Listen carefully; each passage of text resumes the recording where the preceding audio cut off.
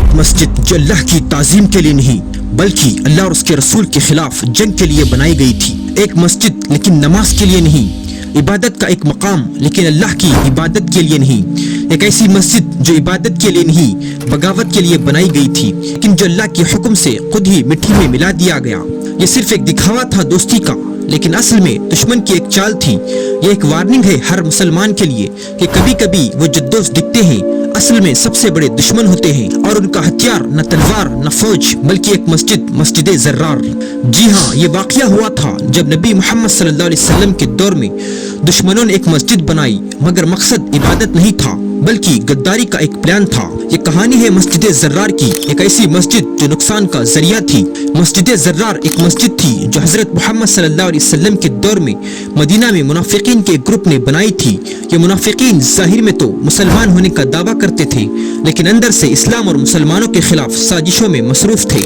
اس مسجد کا مقصد یہ تھا کہ یہ مرکز بنائے جہاں سے وہ رسول اللہ صلی اللہ علیہ وسلم اور اسلام کے مشن کو نقصان پہنچائے. منافقین کا لیڈر ابو عامر تھا جو اسلام کے بالکل ابتدائی دنوں سے رسول اللہ صلی اللہ علیہ وسلم کا مخالف تھا. حنین کی جنگ کے بعد وہ رومن سلطنت میں چلا گیا تھا اس امید میں کہ وہاں سے رومن سلطنت کی مدد حاصل کر کے مسلمانوں کے خلاف جنگ کرے گا. جانے سے پہلے اس نے مدینہ کے منافقین کو یہ حکم دیا کہ وہ ایک مسجد بنائے جو ظاہر میں عبادت کے لیے ہو لیکن اصل میں وہ مسجد مسلمانوں میں تفریق ڈالنے اور سازشوں کا مرکز بننے کے لیے تھی. منافقین نے رسول اللہ صلی اللہ علیہ وسلم سے درخواست کی کہ وہ اس مسجد کا افتتاح کرے اور وہاں نماز ادا کرے, لیکن اس سے پہلے کہ رسول اللہ صلی اللہ علیہ وسلم اس مسجد میں جاتے اللہ کی طرف سے وحی نازل ہوئی جس میں ان کے برے ارادے ظاہر کیے گئے. یہ واقعہ سورۃ التوبہ میں بیان کیا گیا ہے جہاں اللہ مسجد زرار کو نقصان, کفر اور مسلمانوں کے درمیان تفریق کا مرکز قرار دیتا ہے. اس وحی کے ملتے ہی رسول اللہ صلی اللہ علیہ وسلم نے فوراً مسجد زرار کو گرا دینے کا حکم دیا.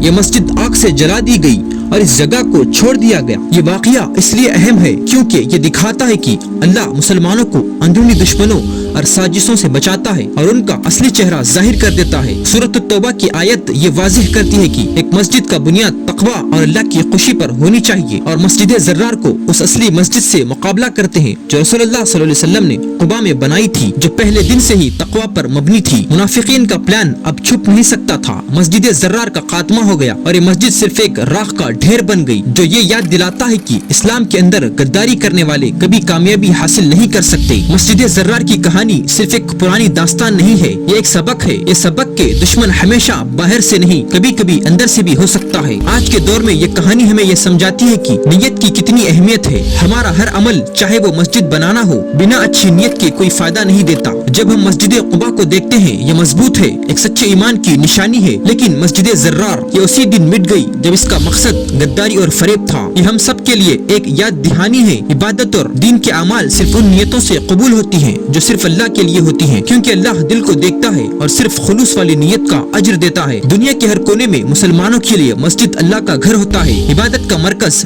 لیکن ہمیشہ یاد رکھیے کہ جہاں ایمان مضبوط ہوتا ہے وہاں فتنہ بھی اپنے پاؤں جماتا ہے. ہم سب کو اپنے دشمن سے ہمیشہ ہوشیار رہنا چاہیے. تو دیکھا دوستوں کس طرح ایک دھوکہ دینے والی مسجد کا پلان ناکام ہوا اور اسلام کا پرچم بلند رہا. اگر آپ کو یہ ویڈیو پسند آیا ہو تو چینل کو سبسکرائب کرنا نہ بھولیں. ملتے ہیں اگلے ویڈیو میں ایک نئے واقعے کے ساتھ, تب تک کے لیے خدا حافظ.